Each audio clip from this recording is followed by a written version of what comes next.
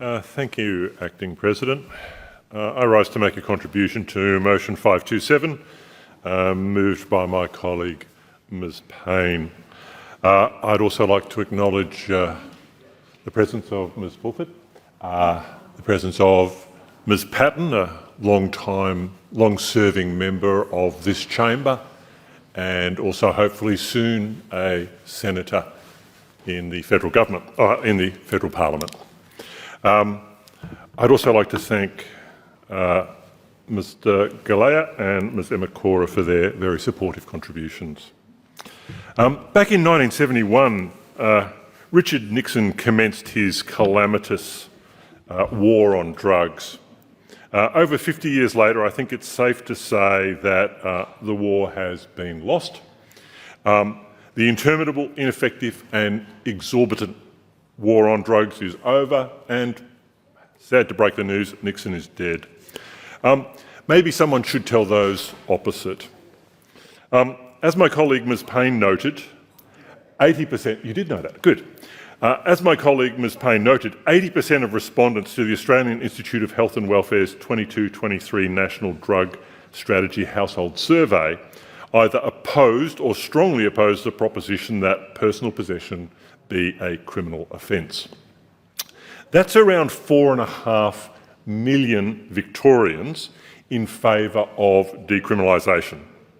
Those opposite, I suspect, could only dream of having a policy that enjoyed that level of support. 4.5 million Victorians support an end to the criminalisation of personal use of cannabis. And that's because cannabis use transcends age, ethnicity, level of education, labour force status, socio-economic position, marital status, household composition, sexual orientation or gender experience, and postcode. Cannabis is the most consumed illicit drug in Australia by a wide margin. It is everywhere, and its level of consumption has largely remained consistent for the last 20 years, impermeable to both prohibition and pandemics alike. That's why it's such a good earner for organised crime in Victoria. According to our own Parliamentary Budget Office, illicit cannabis pulls in around $1.25 billion a year in Victoria alone. Nationally, the figure is closer to $5 billion.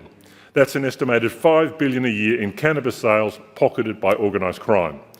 To put that in some perspective, the illicit cannabis market is worth almost as much as the entire Australian complementary medicines market, which comes in at $5.6 billion and includes vitamins, supplements and other non-prescription medicines.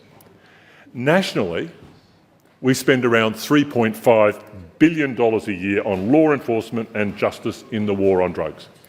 That is a lot of money. The financial burden on the state, the huge cost of policing and detention and court resources spent on cannabis-related offences is reason enough to end this insane prohibition. But it is the human suffering caused by our current drug policies that makes reform so urgent. Every year we expose thousands of Victorians to the very real harms of the justice system for simply possessing and using cannabis. Not supplying cannabis, not trafficking cannabis. We know these are generally young people and that they are mainly from marginalised backgrounds. Anyone paying attention in this place recently would have learnt that contact with the criminal justice system can be very harmful indeed, and those harms are felt most profoundly by those from marginalised and lower socioeconomic backgrounds. The most recent data from the Sentencing Advisory Council for 22-23 shows 5,080 people were charged for possession alone. Of those charged, 4,156 were sentenced and 10% served actual jail time for personal possession. So to hear suggestions that this is a victimless law, for want of a better term, it's rubbish. And I remind members that these are consumers of cannabis, not suppliers. From 2020 to 2023, police charged nearly 14,000 people with simple possession. Over 1,500 of those people were jailed, and over 80% had a criminal record because of it. A criminal record can have the most devastating effect on a person's life, affecting employment, prospects, education, relationships, parenting, and even access to housing and finance. That's why every community legal centre in the state supports the decriminalisation of cannabis. And I might also add that whilst Ms Crozier was keen to quote the AMA's submission to the inquiry in Canberra, the AMA supports the decriminalisation of cannabis.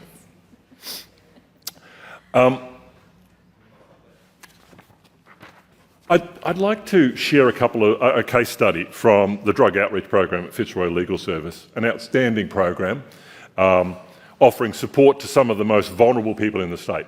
It really should get more funding. Peter, and it's not his real name, is attended by police on a welfare check.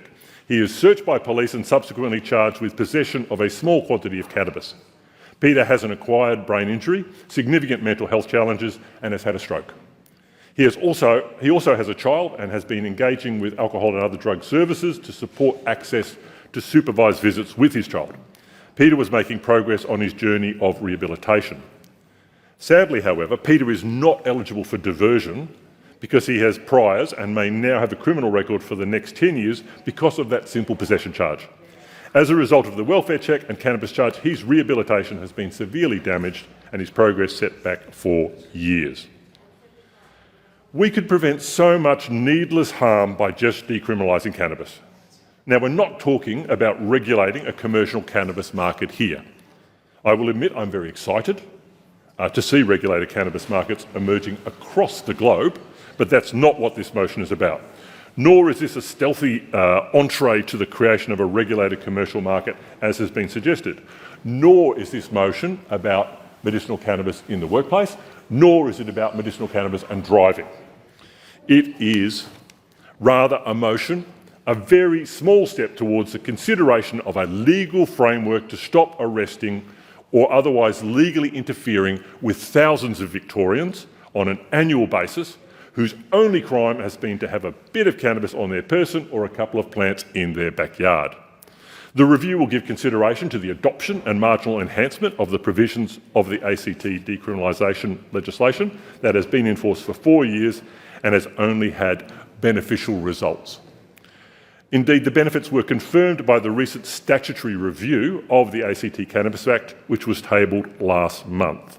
Members may be surprised to learn that far from the anticipated surge in hospital presentations, rampant drug use by young people and unbridled criminal activity, the review found that since decriminalisation in the ACTU, rates of cannabis use have largely remained stable. It also found that ACT residents continue to be less likely to have recently used cannabis than the national average.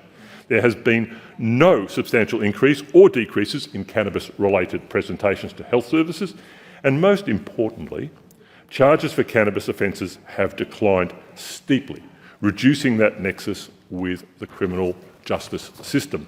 In other words, the sky did not fall in and meaningful social reform has been achieved. We do want to enhance the ACT legislation and address some of the anomalies in the legislation, such as the fact that you can grow a few plants in your backyard, but it's still an offence to have a cannabis seed. A sort of interesting philosophical problem as well as a practical one.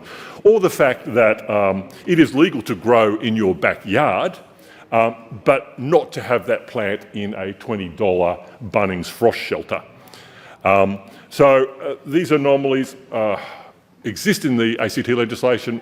We're keen to see those resolved, and I would point out that those anomalies were recognised in the statutory review. So the bill we are seeking to have reviewed provides for a very simple and basic reform as described by my colleague Ms Payne. We know the government has been considering reform in this area for some time. Indeed, in the second reading debate for our bill, Minister Stitt stated that the government wanted to take an approach to implement thoughtful and effective policies that improve the health of and social outcomes for Victoria, and happily our bill does just that. The bill inquiry would hear the advice of experts, as has been discussed, and make recommendations. We need to do something different. Cannabis consumption is not going to reduce, but we can reduce harm and we can reduce the financial costs. Drug reform is taking place all over the world as Jurisdictions accept the futility of the war on drugs and recognise that the spoils of that war are being reaped by organised criminals, while the real casualties are our own citizens. Thank you.